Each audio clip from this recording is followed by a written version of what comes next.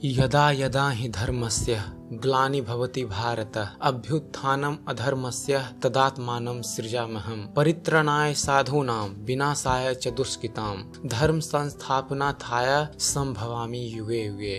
भगवान श्री कृष्ण अर्जुन से कहते हैं, हे अर्जुन, पृथ्वी पर जब जब धर्म की हानि होने लगती है और अधर्म आगे बढ़ने लगता है तब तब मैं स्वयं की सृष्टि करता हूँ, अर्थात पृथ्वी पर जन्म लेता हूँ। सज्जनों की रक्षा एवं दुष्टों के विनाश और धर्म की पुनः स्थापना के लिए मैं विभिन्न युगों कालों में अवतरित होता हूँ। हेलो दोस्तों, मैं हूँ सुबोध और आप देख रहे हैं हमारा यूट्यूब चैनल ज्ञान मंथन।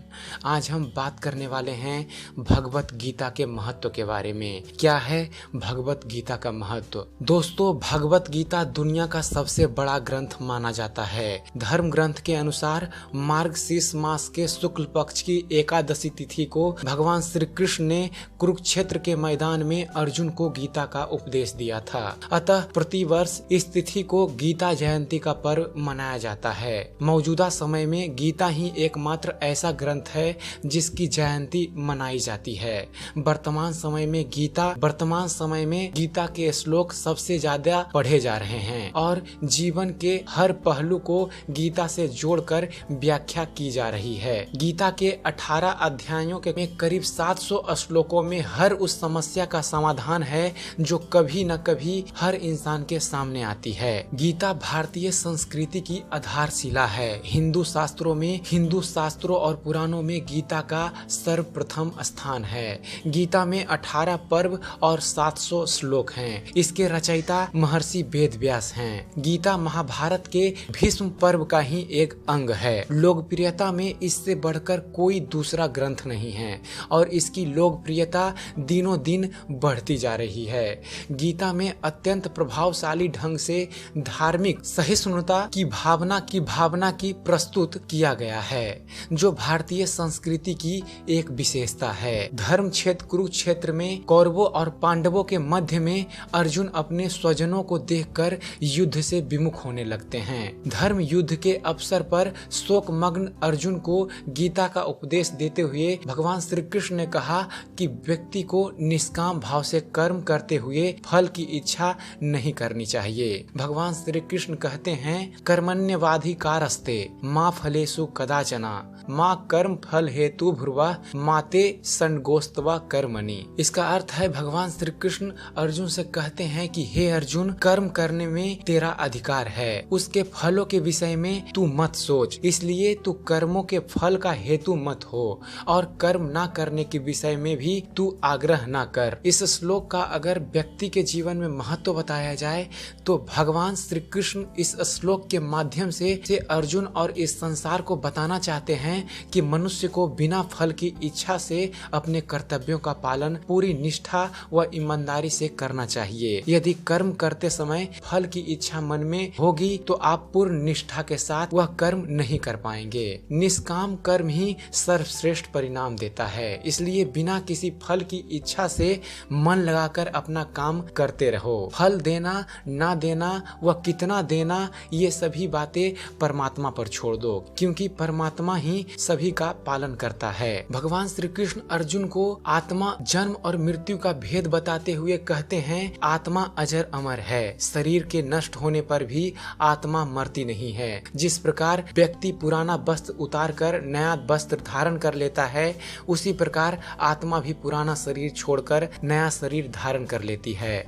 आत्मा को ना तो शस्त्र काट सकते हैं, ना अग्नि जला सकती है, ना वायु उड़ा सकती है और ना जल ही गला सकता है। आत्मा को जो मारता है और जो इसे मरा हुआ समझता है, वह दोनों यह नहीं जानते कि ना यह मरती है और ना यह मारी जाती है। भगवान कहते हैं, हे अर्जुन, अगर युद्ध में तुम विजय हुए तो श्री और युद्ध ना करने पर अपयश मिलेगा, इसलिए युद्ध करो। गीता के मध्य में जब अर्जुन भगवान श्री कृष्ण से पूछते हैं कि हम किनका अनुसरण करें, सारे धर्म और सारे जाति के देवी देवता कहाँ और किनका अनुसरण करते हैं, तब इसके जवाब में भगवान श्री कृष्ण कहते हैं, ये यथा माँ प्रपदयन्ते तास्त थैव भजामहम माँ वत्र मानु वर्तन्ते मनुष्य पार्थ सर्वसा।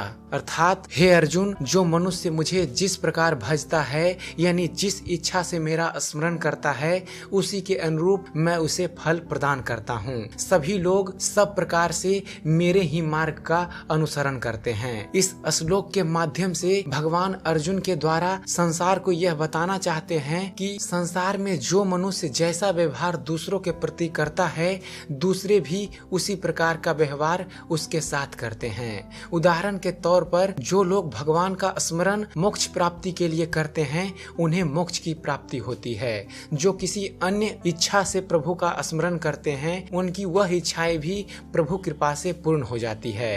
कंस ने सदैव भगवान को मृत्यु के रूप में स्मरण किया था, इसलिए भगवान ने उसे मृत्यु प्रदान की। हमें परमात्मा को वैसे ही याद करना चाहिए जिस रूप में हम उन्हें पाना चाहते हैं। गीता अनुसार हमें साधारण जीवन के व्यवहार सघृणा से नहीं करनी चाहिए, अपितु स्वार्थमय इच्छाओं का दमन करना चाहिए। अहंकार को नष्ट करना चाहिए। अहंकार के रहते हुए ज्ञान का उदय नहीं होता, गुरु की कृपा नहीं होती और ज्ञान ग्रहण करने की क्षमता नहीं होती। गीता में भगवान का कथन है कि मुझे जिस रूप में माना जाता है उसी रूप में मैं व्यक्ति को दर्शन देता हूँ, चाहे शैव हो या वैष्णव या कोई और। गीता के उपदेशों को सभी ने स्वीकृत किया है, अतः यह किसी संप्रदाय विशेष का ग्रंथ नहीं है। उत्कृष्ट भावना का परिचायक होने के कारण गीता का हिंदू धर्म ग्रंथों में सर्वोपरि स्थान है। भारत और विदेशों में भी गीता का बहुत प्रचार है। संसार की शायद ही ऐसी कोई सभ्य भाषा हो जिसमें गीता का अनुवाद ना किया गया हो। आज का युग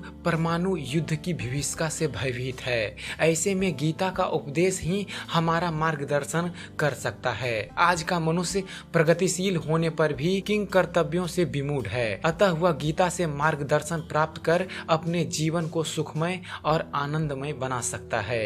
गीता में संपूर्ण वेदों का सार निहित है। गीता की महत्ता को शब्दों में वर्णन करना असंभव है। यह स्वयं भगवान कृष्ण के मुखारविंद से निकली है। स्वयं भगवान श्री कृष्ण इसका महत्व बताते हुए कहते हैं कि जो पुरुष प्रेम पूर्वक निष्काम भाव से भक्तों को यह गीता पढ़ाएगा अर्थात उनमें इसका प्रचार करेगा, वह निश्चय ही मुझको यानी कि परमात्मा को प्राप्त होगा। जो पुरुष स्वयं इस जीवन में गीता शास्त्र को पढ़ेगा अथवा सुनेगा वह सब प्रकार से पापों से मुक्त हो जाएगा। गीता शास्त्र संपूर्ण मानव जाति के उद्धार के लिए है। कोई भी व्यक्ति किसी भी वर्ण, आश्रम या देश में स्थित हो वह श्रद्धा भक्ति पूर्वक गीता का पाठ करने पर परम सिद्धि को प्राप्त कर सकता है। अतः कल्याण की इच्छा करने वाले मनुष्यों के लिए आवश्यक है कि वे गीता पढ़ें और दूसरों को पढ़ाएं। यही कल्याणकारी मार्ग है। तो आशा करता हूँ आप सबको हमारा ये वीडियो पसंद आया होगा। अगर जो आपको हमारे चैनल पर दिखाई गई वीडियो पसंद आती है तो हमारे चैनल को सब्सक्राइब करना ना भूलें। हमारे चैनल को सब्सक्राइब कीजिए, हमारे वीडियो के बारे में कमेंट कीजिए कि आपको यह कैसा लगता है और देखते रहिए, जानते रहिए। धन्यवाद। जय हिंद।